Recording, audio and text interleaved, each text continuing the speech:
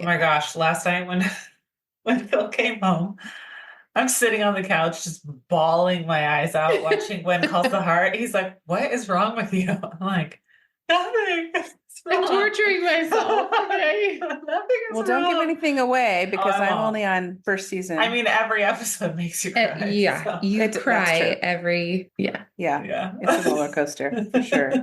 it's so good. When you are so invested in a show that it literally makes you just absolutely bawl, like these are your friends, like that's the sign of a really good show. Yeah. Yeah, I feel that way with a good book too. And then when the book ends, I'm so disappointed because I want to see what Yes. else happens. Yeah. Where are my friends going now? Yeah. Good morning and welcome to Love on the Pod, a podcast about all the cheesy, romantic, made-for-TV movies we adore. I'm Sherry. I'm Jessica. And I'm Danny. And today we are discussing Tipline Mysteries, Dial 1 for Murder, a new mystery from Hallmark. And let's just dive right in. Do you think we need more mysteries? Do we have enough mysteries? We've got garage sale, we've got bakery, we've got flower shop, we've got family practice. Do we need more mysteries from Hallmark? What are your thoughts? Yes. I agree.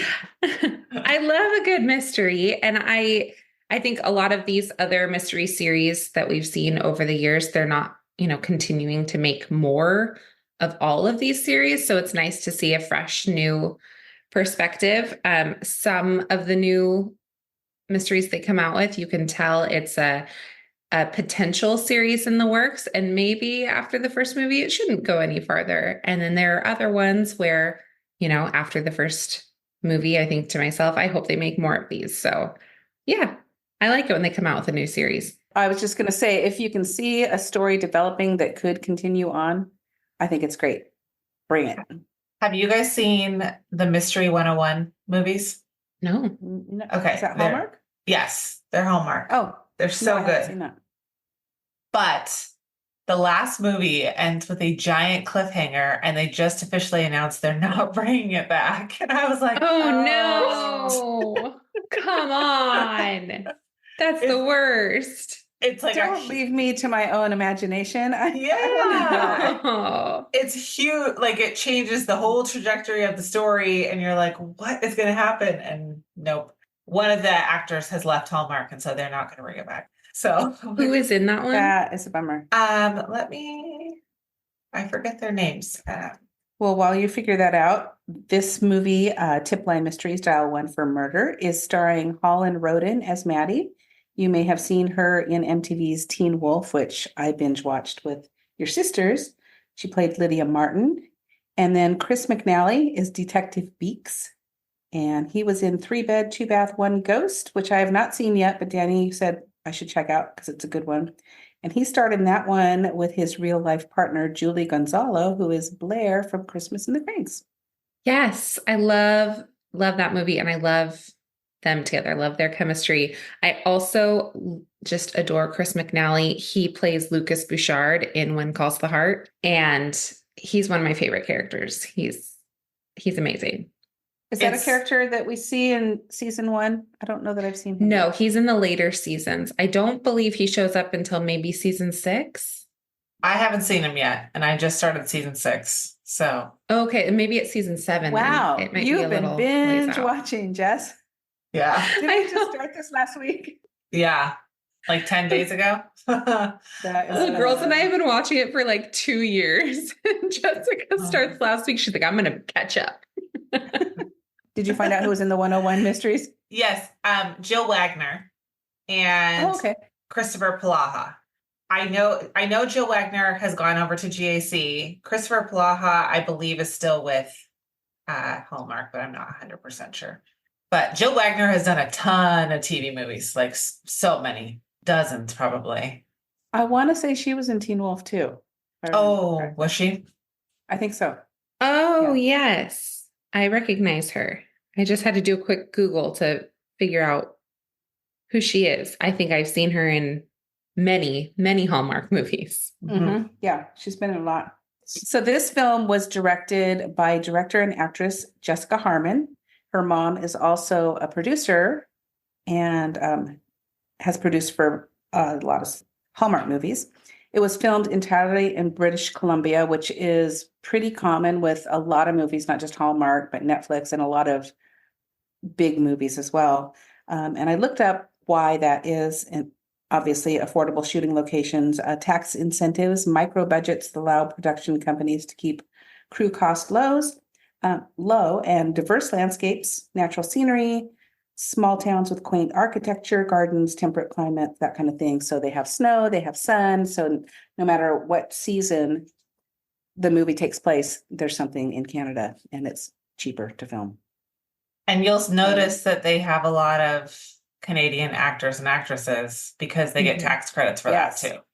They do. Mm-hmm. The more Canadian people they hire, the better off they are if they're filming in Canada. So we're out of luck. Yeah. So we are going to dive right into Tipline Mysteries, Dial 1 for Murder. As I said before, it's a Hallmark mystery movie, and it's the first in the series. It came out in June of 2024. And we don't know if it's going to continue on, but we'll see. And we open in a jewelry store in Cleveland, Ohio, where we see a gloved hand putting jewels into a bag. A security guard interrupts a robbery in progress and gets shot with what appears to be a poisoned dart. Meanwhile, Maddie Moore, hotel concierge by day and Detroit Free Press tip line operator by night, receives a cryptic call about a planned jewelry heist. Intrigued and unable to let it go, she uses a police scanner app and overhears a dispatch call about a jewelry heist involving a homicide. This time, a Detroit jewelry store has been robbed, and the owner is shot with the same type of dart, but he does not survive his attack. Connecting the phone tip and the crime, Maddie rushes to the scene, but is turned away by Detective Beeks, and I kept wanting to call him Binks. Like from Hocus Pocus. Yeah. It's Beeks. Zachary Binks. Yes. Undeterred, Maddie investigates on her own using her day job as a hotel concierge as a cover.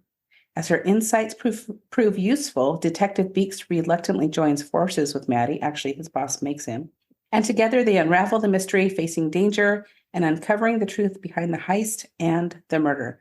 And at first, the police don't put much weight in her opinions. She keeps calling in these tips that she gets. And they're like, yeah, we'll check it out. You know, somebody's cat's missing, whatever. They just humor her. But it's fun to see how it kind of evolves into her actually getting involved in this case and her helpful insight. So I didn't want to give away too much. There's lots of twists and turns, lots of suspects, but initial thoughts, what do you think? I thought Maddie was adorable. I thought she was quirky. She was funny. She was very believable in the role. I felt like she was just so cute and funny. And, but she still like was really committed to figuring this out and solving it. And she was not going to be ignored. The police officers weren't answering the phone or weren't taking her seriously over the phone, she'd just march right down there and show up at the precinct. And I really liked her. I really liked seeing Chris McNally in the role of the detective. I thought he did a great job. So yeah, initial thoughts, I really loved this movie. Yeah, yep. I did too. And I loved Holland Roden as Maddie Martin. I thought, again, like you said, she was adorable, very committed, very persistent. She was a woman on a mission and she wanted justice. And we find out a little bit later, and we'll go into that, about why she is the way she is.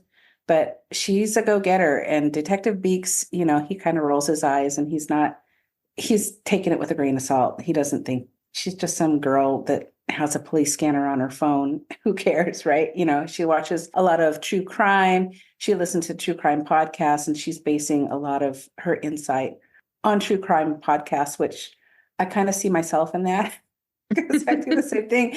I hear about something, something that's happened in the world, and I think, oh, I know, it's the wife that did it because on episode 10 of My Favorite Murder, or, this is what happened.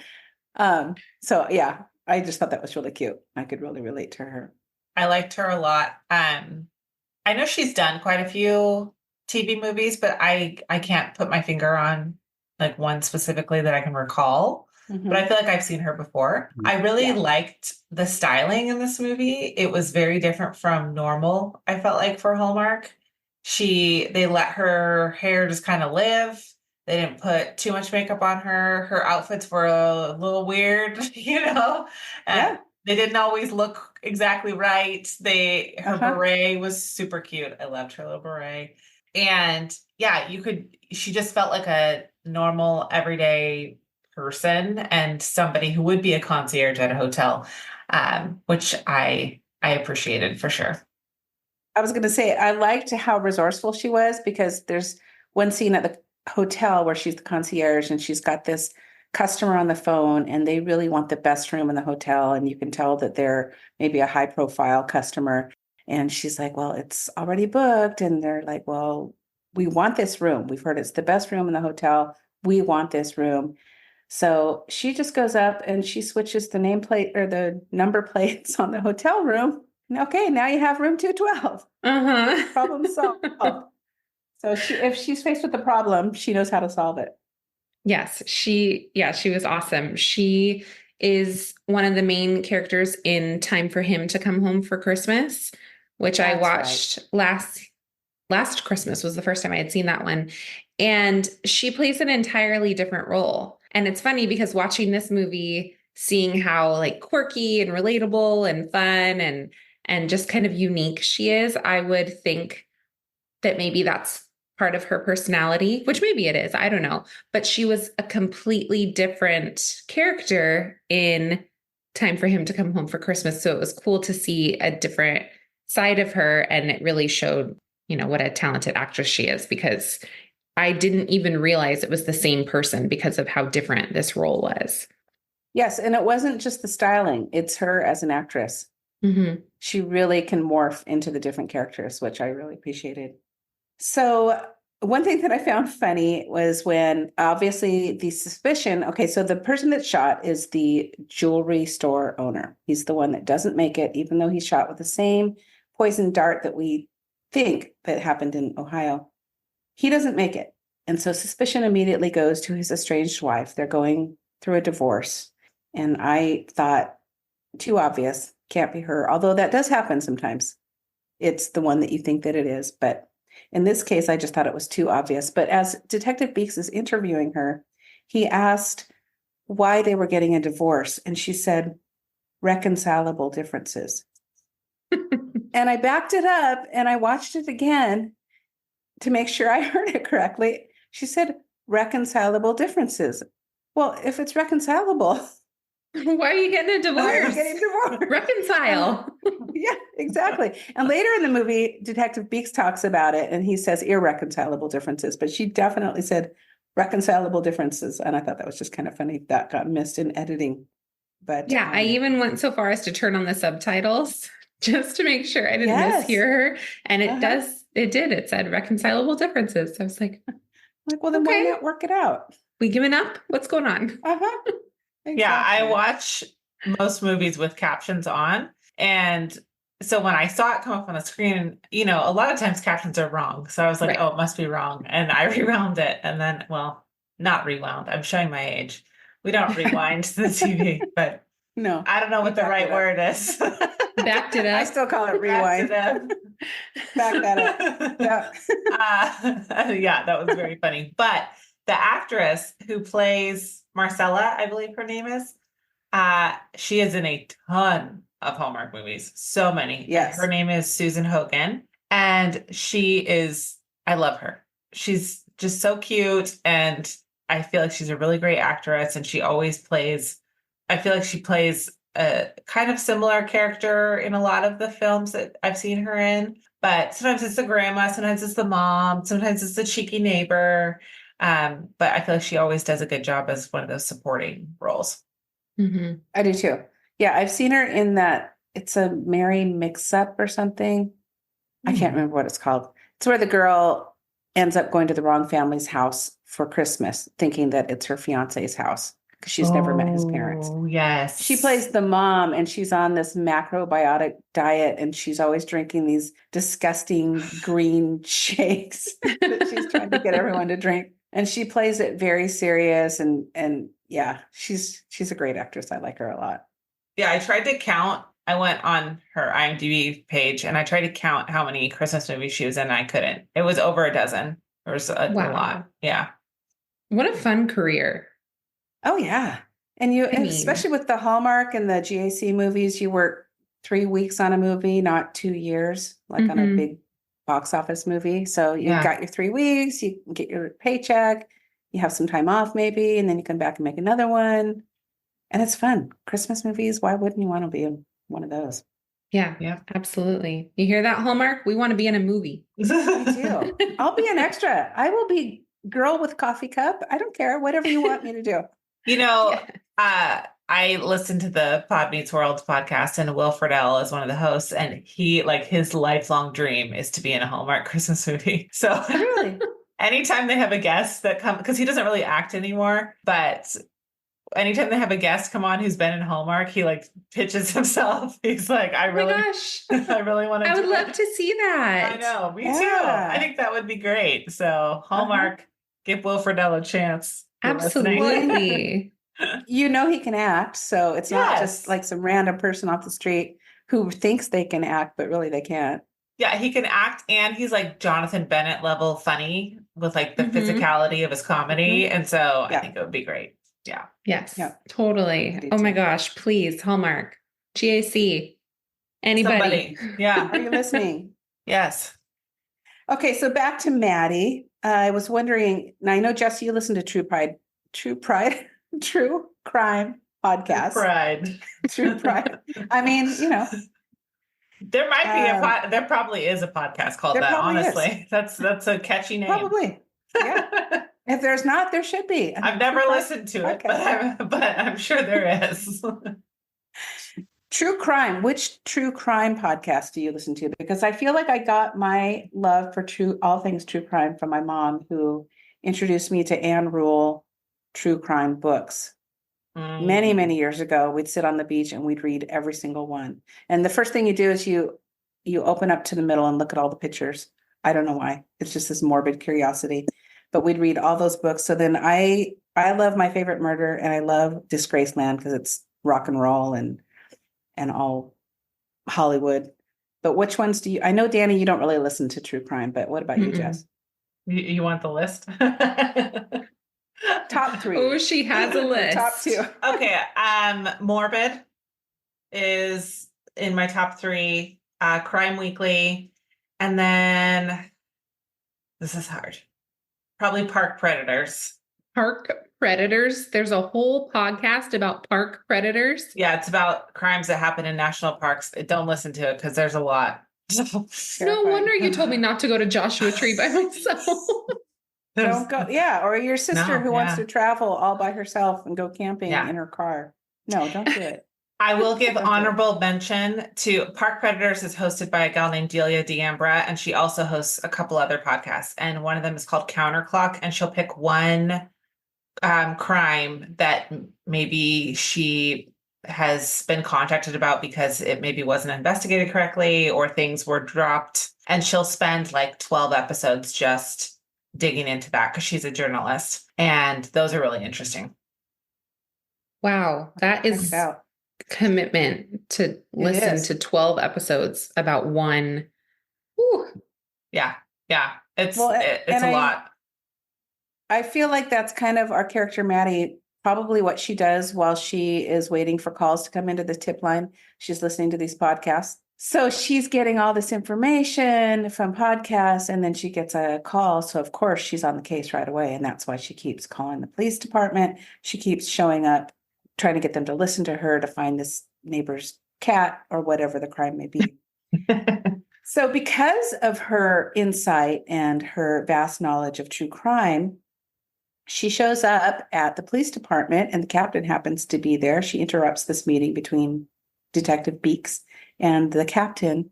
And the captain is so taken by her insight that she decides to put her on the case. no problem. This is just some girl she's never met. She's hasn't had a background check. She could be all kinds of She could have been the one that robbed the jewelry store. Absolutely. You hear about that all the time, you know, calling in tips. Hey, this is what happened. And it's the person that it's the perp. So, but no matter. She's watched a lot of CSI. She knows what she's doing. So the captain puts her on the case as a volunteer reserve officer. And so I had to look that up because I know we have them in our town. I've seen them directing traffic at the parade. It says volunteer on the back in big letters. What kinds of things do they do? Murder investigation, is that on the top of the list? No.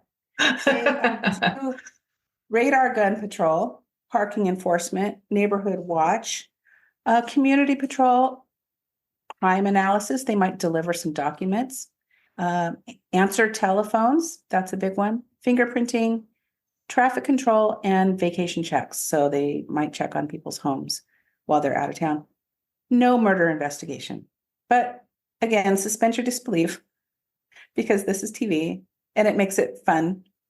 And she's adorable. So we're going to let her go ahead and be her little volunteer reserve police officer. And because of this insight, Beeks begins to see some of the merit in Maddie's wisdom. And they begin to put pieces together, figuring out that the jewelry heist in Cleveland and the one in Detroit are indeed linked, even though one was a homicide and one, the security guard, survived. Sorry. Okay. Can I back up? Just back it up just a little bit. I just wanted to... You mean rewind? Yeah, can we rewind? I just wanted to talk quickly about the retiring detective. Oh my gosh. This was my favorite scene in the whole movie. I'm so glad you brought this up. Most of the time, you know, you just see what happens, okay? Just see what happens. Don't even investigate. Yeah, Beeks is trying to get some valuable advice from him because he's become a detective. You just kind of see what happens. The hot sauce is the best part of the job. I was laughing so hard when he was like, "You want some cake?" And then he goes over and takes the entire cake back to his cubicle and doesn't share it with anybody. And then Beeks just goes up and takes a hot sauce packet. And he's like, "I heard these are good." Puts it in his pocket. Yeah, and I guess we should talk about that because that's kind of a it does come up later. Without giving away the movie. You know, Beeks and Maddie are, and I don't even know Beeks' first name. Do we know? I believe it's mentioned. It is mentioned. I can't remember. Maybe I wrote it down somewhere, but he's just called Beeks for like the whole Dawson Beeks. Yeah, Dawson Beeks. Okay. He looks like a Dawson in this movie. Mm-hmm. So he and Maddie are working late one evening at the precinct, and they are walking out together in the dark. So remember, Beeks has this hot sauce in his pocket. I don't know how long he's carrying this around. It seems like it's many days later after the retirement party. But it's his jacket. So maybe he forgot that he put it in his pocket. He's like, I'm just carrying around this hot sauce. Yeah, I think he took a handful and he just shoved it in his pocket. So they're leaving, and all of a sudden there's a shot, or what Maddie thinks is a shot. And she like dive bombs on top of Detective Beeks, throws him onto the ground, trying to save him, which was admirable. This little tiny thing. She's probably all of 5'1". It's a motorcycle. It backfired. He didn't really get shot, but she believes he's shot because there's this red blood coming out of him. It's the hot sauce. He's got hot sauce all over him. I thought that was just a little moment of humor. They did this little choreographed dance where she jumps on top of him, he falls to the ground, and it's hot sauce. And I like the way that they added some comedic interactions in this movie too. I think it helped the flow a lot. Yeah. It was hilarious. And it was really sweet the way that afterwards, when she was all worked up and, you know, thinking that he had been shot, and he was just like very sweet and reassuring to her. And he was like, "It's hot sauce. I'm okay. We're okay." Like, he didn't make fun of her. He just was very sweet. And I liked that. Yeah. Yeah, I do too. As time goes on, Dawson starts to see the merit in Maddie's insight. And the list of connections and potential suspects grows. We wonder, is it the hotel handyman? Is it a safe salesman because they had gone to the place that sold the safe that was in the jewelry store? I had a question about that. Did it strike anyone else as odd that a jewelry store would advertise what type of safe they have in the window of the jewelry store?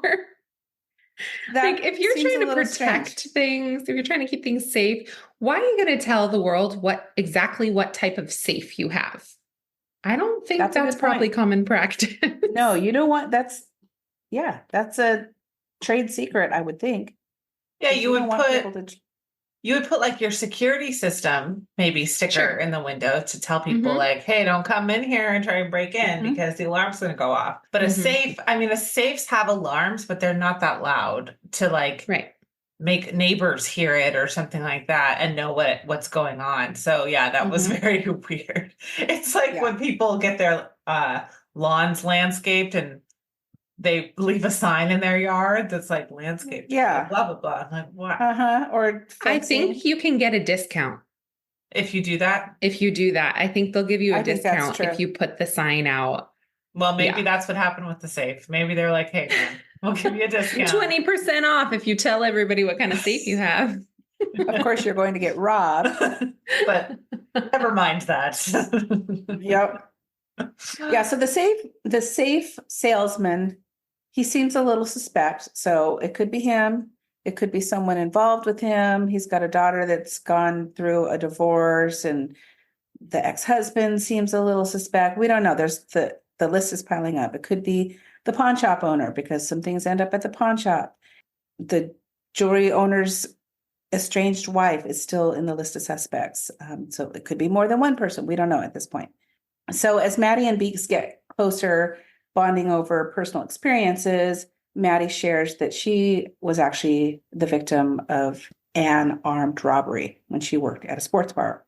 And so that kind of put the wheels in motion for her wanting to solve crimes, because it took them, I think she said 3 years to finally find out who robbed her and bring them to justice. So that kind of sparked her desire to start the crime tip line. And that's why she's so adamant about justice and finding out who done it. Well, because that's how they found the guy that robbed them, is because someone called in a tip to the tip line. And so after that happened, she was like, okay, I want to work at the Detroit Free Press and take in tip line calls. Yes. Yeah. The jewelry heist, what do I want to say? The jewelry heist tip that was called in, it was so funny because it was that morphed voice. The jewelry store is going to be robbed. But it just said a jewelry store is going to be robbed tonight. They're in Detroit. Yeah. There's more than one. Yes. There's many. So truly, if this had happened in real life and someone called the police department and said a jewelry store is going to be robbed tonight, they likely wouldn't do anything, because nothing. How can you? Yeah. There's nothing you can do if you don't have any idea which one it's going to be. And I also noticed later on, the assistant at the tip line, the new guy, he's able to use some like DJ editing software to change the voice changer back to its normal voice. And I was just thinking to myself, if this guy with his DJ software can do this, don't you think the police department would have done it like eons ago? Why is this guy, why does he have more advanced technology than the police department? Because he's an intern, right? He's the son of the newspaper owner. And so I'm guessing he's late teens, maybe early 20s. Mm-hmm. So he has more vast knowledge than the police department does. That I thought that was funny too. Yeah, he's young because he doesn't know how to answer the phone. No. Which was another thing that I just thought was really, really well done, because that age group, he's probably in his late teens, early 20s. And truly that age group with this generation, like a lot of them don't want to talk on the phone. They don't want to call in. It's like email, text, do the online form. I don't want to actually talk to a human. So I thought that was really, really cute and really true to what's happening in the world right now. Yes, for sure. It's true, because I've seen those videos online where it shows the mom coaxing the daughter or son to make their own doctor appointment. And they're like, you can do this. You can do this. What do I say? What do I say? And then, what am I seeing the doctor for? Well, I don't know. Why are you seeing the doctor? Tell them. But it's true, because I remember, and maybe it's not true of you two, but of your younger sisters, not even wanting to call in to order a pizza. And your dad would say, if you want pizza tonight, you need to call it in. And now you don't even have to do that. You can do it on the app. But I don't want to call it in. We can just have chicken instead. Just call them.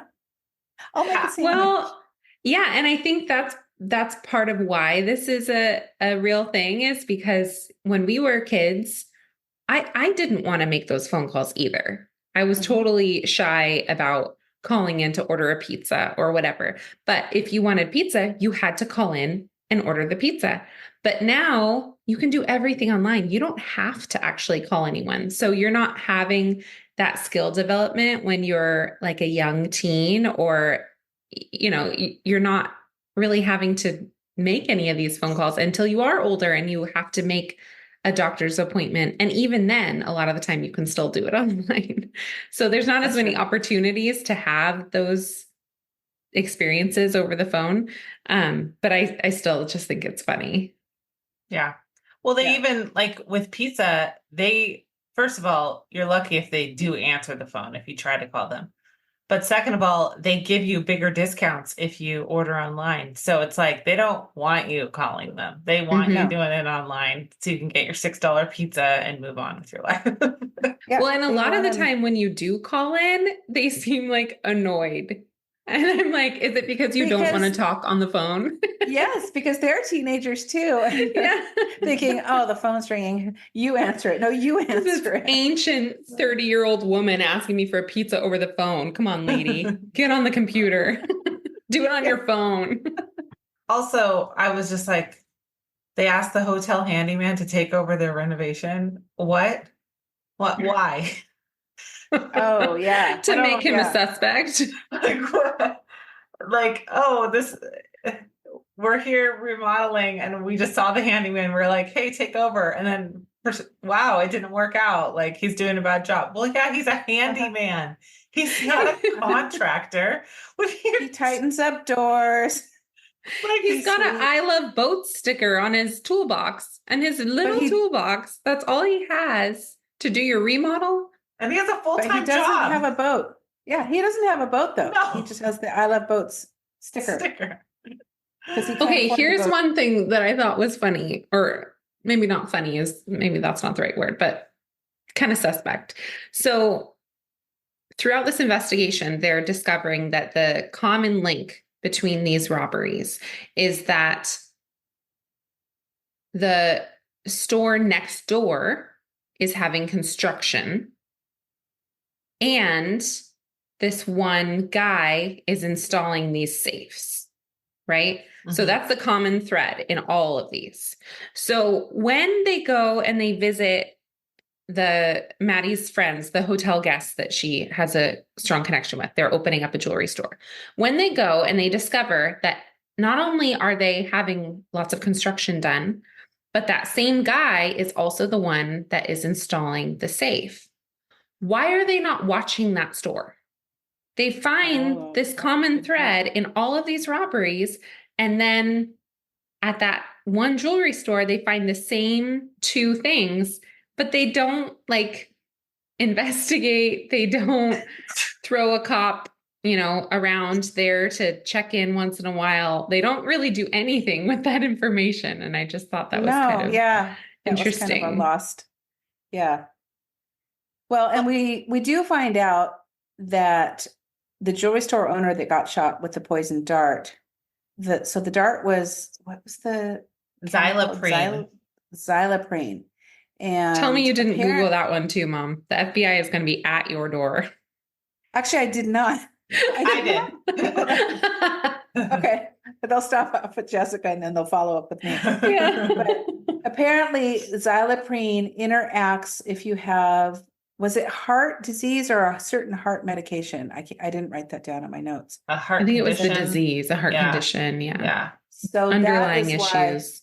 why, okay, that's right. So that is why the second robbery victim passed away and the first one didn't.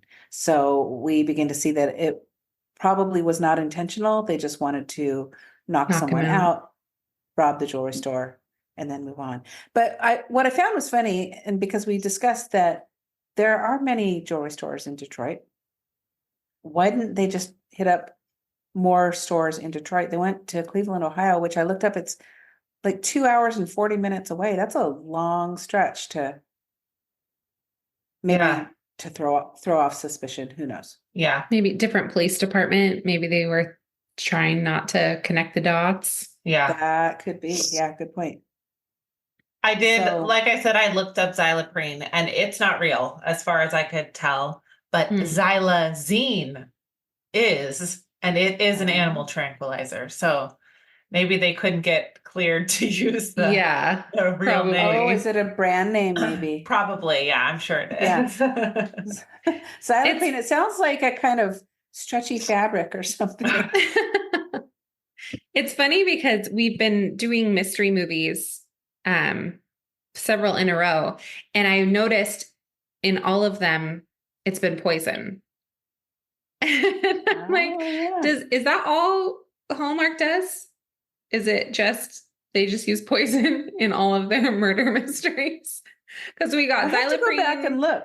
We had chloroform, and then whatever the Mystery Island guy had shot into his neck. I can't remember what that was. Yeah.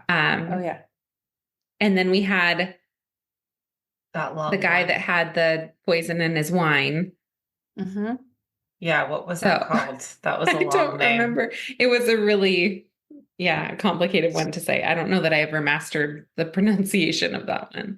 Well, I think they try to keep these movies. Succinylcholine. Yeah, succinylcholine. Yeah. I think they try to keep these movies not gory in any way. And so I don't think they show, I can't recall a time where I've seen blood in any of these movies. No. Now, if you go over to Lifetime, yes, it's going to be different. Yes. But on Hallmark, they keep their murder very family friendly. Yes.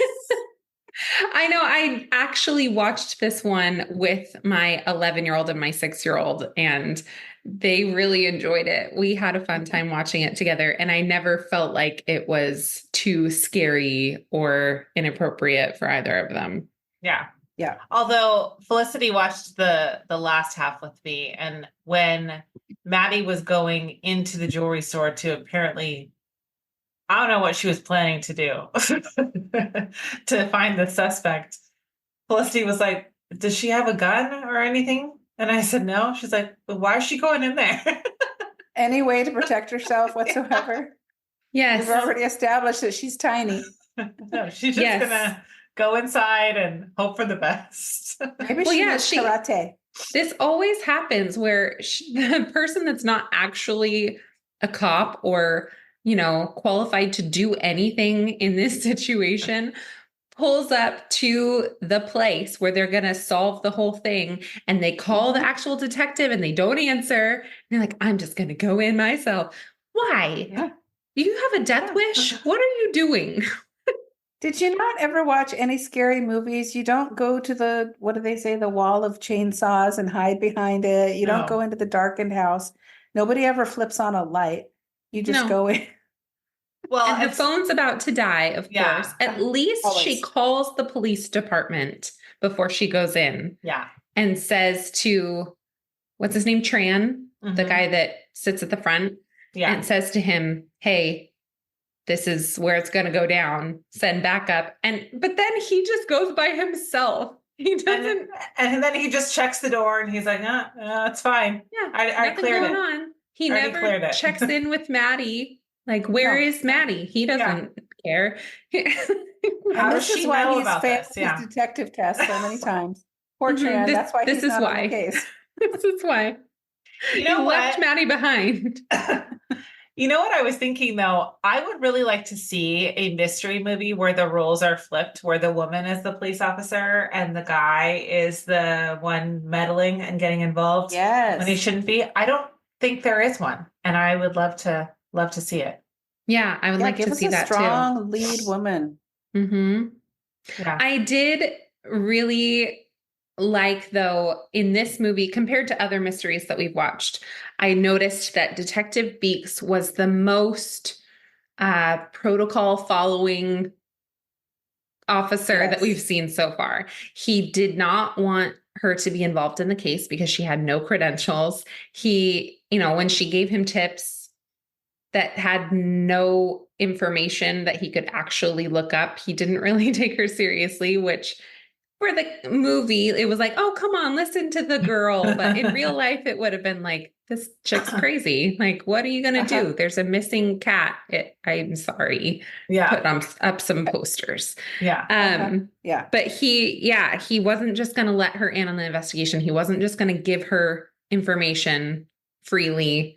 It wasn't until the chief. She was. Right. It wasn't until the chief appointed her as a reserve officer that he reluctantly started involving her. But I did appreciate that because I was like, okay, finally, it's not just this cop randomly gives authority to this, bake shop owner or whoever it might be. Yeah, go ahead and perform the autopsy. I'll look the other way. It's all good. Yeah. We need more police corruption in this, this movie. As long as we crack the case. It's fine. Yeah, so he was definitely more realistic, and I appreciated that. Yeah, and he wore gloves, and he was concerned about making sure they got the evidence in the correct manner so that it could be used at trial. Mm-hmm. And so... Yes, because there was at one point where she recorded a conversation without people knowing, and they let her know, you can't use that. That's not something you can use. You can't just record people. Yep. And Chris McNally totally looked the part in this movie. His hair was longer. There was that one scene where they were in the pawn shop and they were talking to the guy about the jewels. They suspected that they were probably some of the stolen jewels from one of the heists. And once it was revealed that he was an officer, the pawn shop owner was like, oh, I could smell cop all over you. You look like a cop. And I was like, yes, he does. He has the whole detective look. And I just really liked it. That was funny. Yeah, I did too. And on this one, I didn't really want to give away the end because there's so many different suspects. So we would love for anyone listening to watch it and give us your thoughts. Who did you think it was? I had my suspicions in the beginning. I was wrong. I did not see the end coming. I don't know about you too, but I was surprised at the end, and I'd like to be surprised. I was not surprised. I was very proud of myself for figuring it out, but I figured it out pretty quickly. And I told the girls, I was like, I think it's this person. And they were like, what? And then it turned out to be so. So, and looking back, pat myself on the back.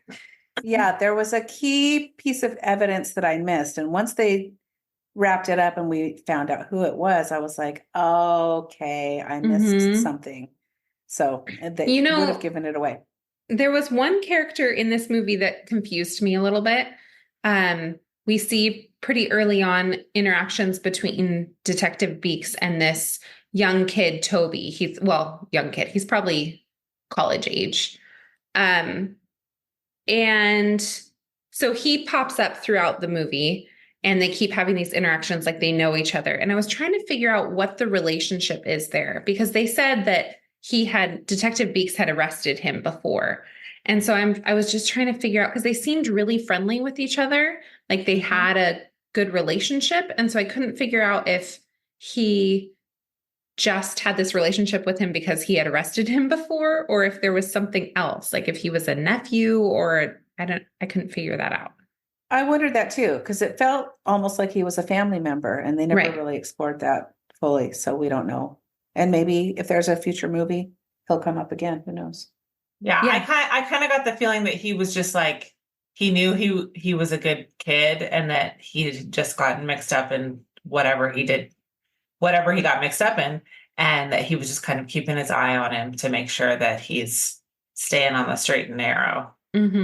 So we'll let you guys see if he does stay on the straight and narrow or not. Yeah, I hope he sticks around. Yeah. I hope that they make another movie, because I really enjoyed this. I really enjoyed the cast. And I would love to see what happens next. I'm totally here to see how Maddie meddles as a reserve officer next time. And she will. And at the end, when they finally bring down the suspect and she's trying to read them their rights. That was so funny. She doesn't know all the words. And would that hold up in court if somebody that's not officially on the police department read the rights? I don't think so. I don't think so. Again. Although I was looking up reserve officers, and in some areas, if they have a low number of police officers and they need more people, volunteer officers can make arrests. Oh. So maybe it's fine. Yeah. I don't know. I mean, although before they can be a reserve officer, they have to go through training. Right. And she did not have any training. No.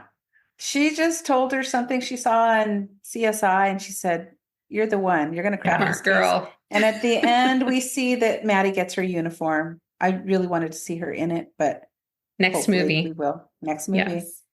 It reminded me of like when you take your kids to like some kind of festival or something, and the police officers are giving away fake badges, and it's like you're a police officer for a day. That's how this was treated. Yes, absolutely. Uniform. They didn't size her or anything. They just gave her a uniform. It could be way too big, but yeah, you're a cop now. Yeah. So never mind that you have 2 other jobs. You're also yes, she does have a night job and a day job. When's she going to fit in this sleuthing? We don't know, but I don't know. And now she has a kitty to take care of. Yes. Because in the end, she finds this adorable little kitten out in the police precinct parking lot, and she picks him up, and Detective Beeks is like, "What, are you just going to keep him now?" And she calls him Detective Possum. Yes. So cute. So cute. I loved that. Yeah, I really enjoyed this one. In fact, I watched a YouTube live replay of Holland Roden and Chris McNally at the end, and they kind of give their take on what they feel their characters were like. And Chris McNally said that Beeks is a play by the rules guy, but Maddie doesn't even know the rules. So she just kind of goes off, and she goes by instinct. And because of that, she kind of learns what police protocol is, but he learns from her to kind of step outside of the box and see things from a different perspective. And so that kind of back and forth works really well for them as a team. So who knows? Maybe she'll go to the academy. Maybe. Well, that was Tipline Mysteries Dial 1 for Murder, and I'm going to take a cue from Danny on our last episode and play a little game where we're going to, you are going to solve the mystery. I already know the answer, so that wouldn't be fair. But so we're going to solve the mystery of the truck driver. And if you've already read these, Danny, because I found the site that you were looking at, and so I tried to find a different site so that maybe you hadn't already read these ones, but here's the first one. A truck driver is going down a one-way street in the wrong direction. A police car drives past him but doesn't stop him. Why? Dead silence. Because the police officer is also going in the wrong direction if he drove past him. No. Because the truck driver is just going the wrong way to his destination? No. Any more It's guesses? A corrupt cop, and the truck driver is hauling drugs. He's backing down the street. Nope. The cop. The answer is actually no. He's trying to get home. Do I know the answer? The answer is actually in the question. He's a truck driver. It doesn't say he's driving. He's walking down the street. Oh. Dang. Yeah. Here's the second one, and this one's a little morbid. It's a lot morbid, but here we go. Oh, boy. I figured it fits with the theme. A woman was at her mother's funeral where she met an interesting man and fell for him right away. Before they could exchange numbers, he disappeared, nowhere to be found. She didn't even know his name. Later, the police arrested her for killing her own older brother. Why did she kill him? What? That's what I said when I first read it. Okay. She's at her mother's funeral. Mm-hmm. She meets a man, doesn't know his name. He disappears. They have a connection. She'd like to see him again. And then she kills her brother? He was brother? He was a hitman. She had arranged to meet him at the funeral and didn't want to know his name because he's a hitman. No. Okay. No. She wants to see him again. How could she orchestrate seeing him again? Another funeral. Yes. Ew. She's hoping he'll show up at her brother's funeral. Oh my God. Oh my gosh. Isn't that terrible? That's awful. Oh man. These are fake stories. These are not. Yeah, I hope so. You listen to enough true crime. Who knows? People do some wild things. Yeah. Well, we're at the point in our podcast where we are going to give this movie a rating. And I figured since there was a lot of stolen property in the pawn shop, there was a stolen ruby ring. So we're going to rate this with ruby rings, 1 to 5. 1, you didn't like it at all. 5, it was an awesome movie. So what do you think? How many ruby rings are we going to give this one? I am going to give it 4. I thoroughly enjoyed it. I thought it was very cute. I do hope that they make more. And I thought it had a little bit more levity than the movie that I had chosen a few weeks ago, which I appreciated.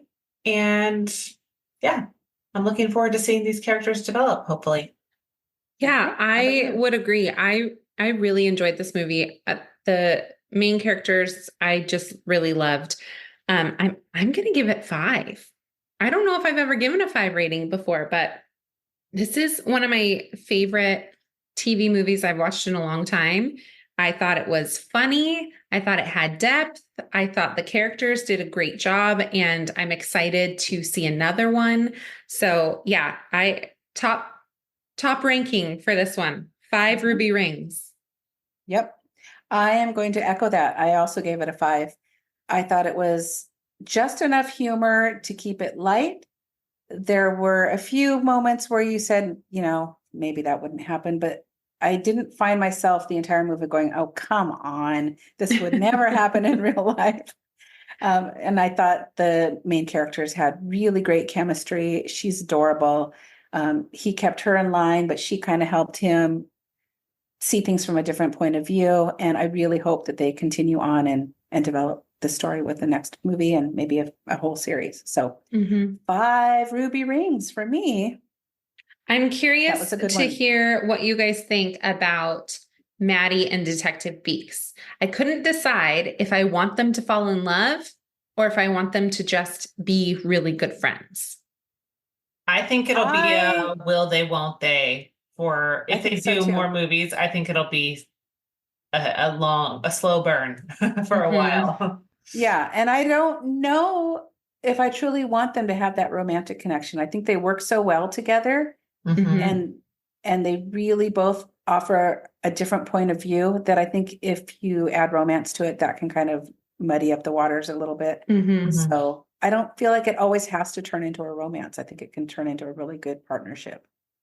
Yeah, typically in these movies, I am always rooting for them to fall in love. I want the kiss at the end. I want the happily ever after, and they ride off into the sunset. But with this one, I found myself really just rooting for them to be really good friends and to have each other's back. And I don't know that it necessarily needs a love story. I think maybe they could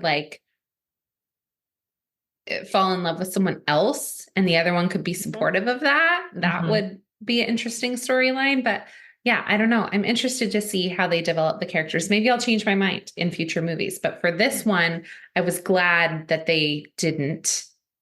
And I thought that they played really, really good friends. So we'll see what happens in the future. One thing and when I watched, I was just going to say, when I watched the YouTube video interview of them together, they have that just kind of natural friendship, and it seems really real. Like they really enjoy each other's company too. So I think that really helped in their roles as well. Mm-hmm. That's awesome. No, I didn't watch that, so I'll have to go look it up. One thing that I found myself doing now that I've been watching One Calls the Heart is I'm like, oh, they're in One Calls the Heart, and they are too, and that person is too, and I know who she plays. I do that every time we watch a movie. I find probably at least one character from One Calls the Heart, and I'm like, oh, yay! I'm so excited. There's so many characters on that show, and they really like stay in their universe of using the same actors and actresses over and over again. Which is really fun. If you watch on the Hallmark Movies Now app, after you watch a movie with one of the characters from One Calls the Heart, or really any movie, but it's very heavy on One Calls the Heart, like this one in particular, at the end of the movie, it pops up a row of suggestions at the bottom, and it says, movies we think you'd like after watching that one. And it's all Chris McNally. And the girls are like, hey, Lucas Bouchard does a lot of Hallmark movies. And it's like every time any character from One Calls the Heart, it pops up all their movies at the bottom. And there's so many of them. But it's really fun to make those connections and find your favorites in other movies. Mm-hmm. Yeah, for sure. Can you imagine, though, if they have a giant Hallmark Christmas party or family picnic and all these actors come and they bring their families? It would be so fun. Mm-hmm. Yeah, yes, totally. I mean, I hope they all like each other. We don't know this to be true, but I hope they do. I hope so, too. I think a lot of them do, because they do a lot of cons together, and like we're going on this cruise in November, and there will be, I don't know how many, but actors and actresses on that cruise. I'm so jelly. That's going to be amazing. I wish you were going. It's going to be so fun. Yeah. So fun.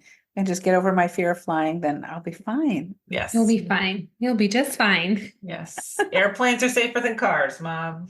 That's true. It doesn't feel like it. It's not even the flying itself. It's just the whole hassle of getting through the airport and getting to your connection on time. And once I'm seated, I'm fine. Although I would like better airflow. I like to be able to crack a window, which obviously on an airplane, you can't do that. But once I'm up in the air, I'm fine. It's the whole taking off, ordeal, landing and everything in between. I think because the closest airport to you and I is SeaTac, and the Seattle airport is one of the biggest ones. And so it can be really intimidating, but a lot of other airports are so small. Like when we recently went to Palm Springs, flying from SeaTac to the Palm Springs airport is hilarious because you get on the plane in this, I had to take 2 trains to get to my gate when I went to Palm Springs. And then when we arrived in Palm Springs, I got off the plane and I walked like 10 feet down one escalator and there's the exit. It's tiny, absolutely tiny, but adorable. So it's just funny. The differences. It seems a lot more intimidating, I think, coming from a giant airport. And then you realize so many other airports are really small. Yeah, our airport here in San Antonio, if you wait 15 minutes in the line for security, that's like a really long time. Really? Yeah. Whereas at SeaTac, it's a crapshoot. You can wait hours. You have no idea. It's either 5 minutes or 3 hours. It's we've almost missed flights trying to get through security. The running through the airport. Yeah. With our names being called on the overhead. Yeah. I think I was just made for private planes. That's what I was made for. Yes. Now that's something I could get behind. Absolutely. Yes. Wouldn't that be nice? Oh gosh, yeah, it would be. Well, thank you for joining us for episode 10 of Love on the Pod, Tipline Mysteries, Dial 1 for Murder. Join us for episode 11. It's going to be a roundup episode all about wine, where we'll be uncorking some vineyard movies, exploring their storylines and unforgettable characters. So that's it. That's it for today. So whether you're solving crimes with the help of true crime podcasts, or inserting yourself into an active murder investigation, we hope you rock your volunteer reserve officer uniform. Be sure to follow us on Instagram at Love on the Pod and share your episode thoughts or ideas by emailing us at loveonthepod@gmail.com. Check out our blog on loveonthepod.com and text us your recommendations and comments using the link in our show notes. Have a great week, and we'll see you next time. Bye. Bye.